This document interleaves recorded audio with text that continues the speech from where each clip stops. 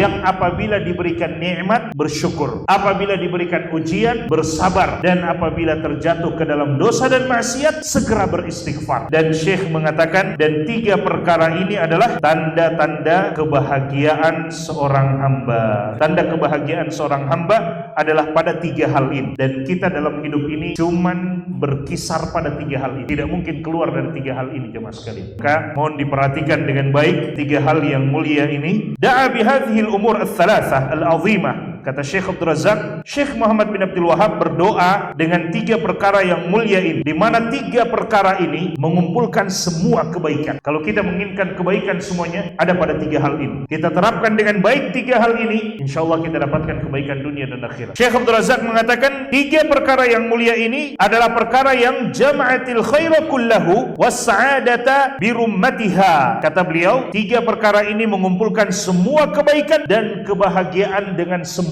Semua kesempurnaan dalam kebahagiaan cuman ada pada 3 hal ini. Kalau kita tidak dapatkan kebahagiaan dalam hidup di dunia sebelum di akhirat, atau misalnya mulai berkurang rasa bahagia kita hidup di dunia sebelum di akhirat, cuman 3 hal ini yang harus kita perbaiki. Cuman 3 hal ini saja kita dapatkan itu kebahagiaan, kata beliau. Bahkan kata Syekh Abdul Razak, kebahagiaan itu adalah perkara yang semua manusia bersungguh-sungguh untuk mendapatkannya. Tidak ada orang yang tidak mau bahagia. Bahkan kata beliau, wa tu'qadu lahal mu'tamarat, bahkan dibuat muktamar-muktamar, daurah-daurah, pertemuan-pertemuan untuk membahas bagaimana bisa mendapatkan kebahagiaan. Karena ada orang merasa kebahagiaan itu kalau kita berhasil mengumpulkan harta itu kita bahagia. Tidak. Berapa banyak orang yang mengumpulkan harta, siapa yang bisa mengalahkan kekayaannya Qarun? Tapi apakah kekayaannya Qarun membuat dia bahagia? Hasya wa kalla, tidak bahagia. Bahkan Allah binasakan dia. Siapa yang bisa mengalahkan kerajaannya Fir'aun, kekuasaannya Fir'aun? Tidak ada yang bisa mengalahkannya. Tentaranya luar biasa, tidak ada yang bisa mengalahkan tentara dan kerajaannya Fir'aun. Tapi ketika dia tidak taat kepada Allah SWT,